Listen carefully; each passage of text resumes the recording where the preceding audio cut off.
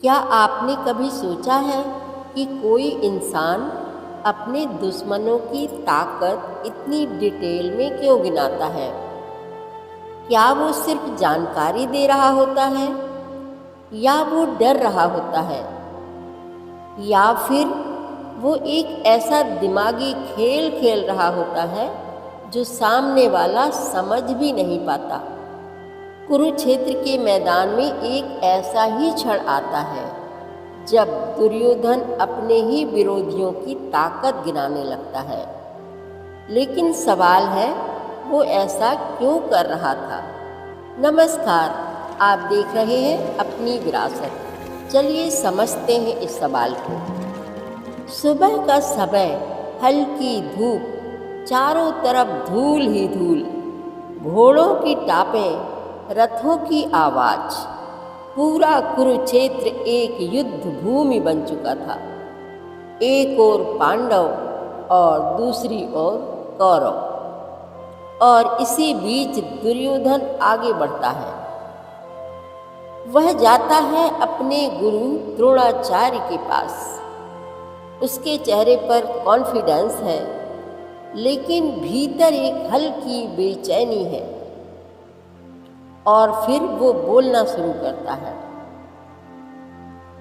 अत्र शूरा महेश्वासा भीमार्जुन समायुधि, युयुधानो विराटश्च द्रुपदश्च महारथः।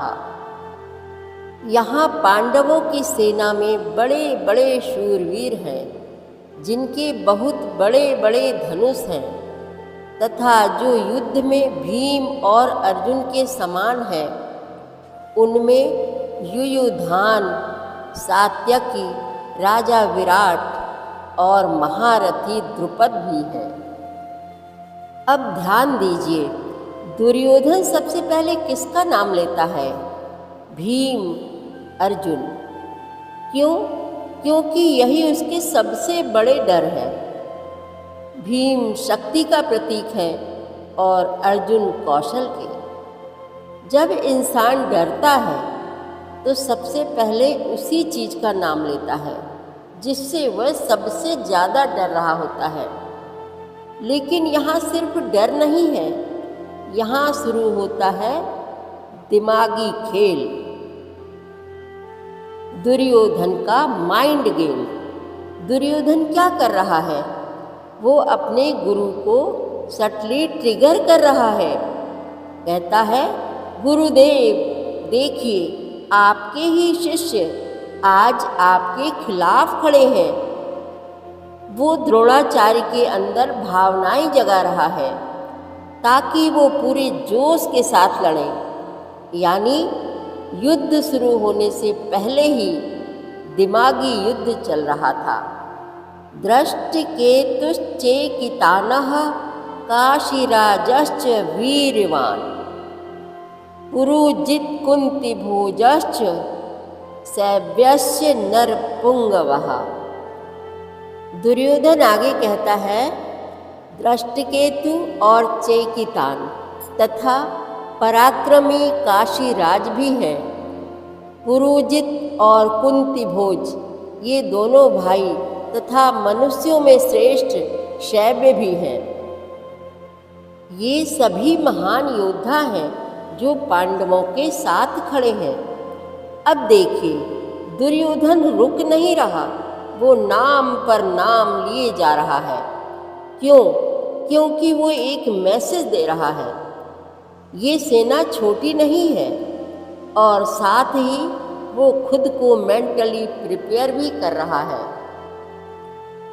युधामन्युश्च विक्रांत, उत्तमौजाश्च वीर्यवान्, सौभद्रो द्रौपदेयाश्च सर्व एव महारथा।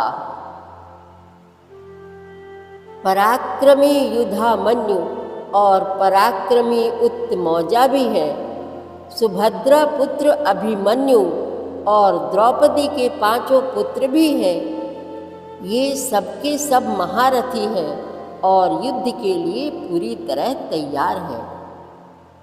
अब यहाँ आता है सबसे बड़ा संकेत।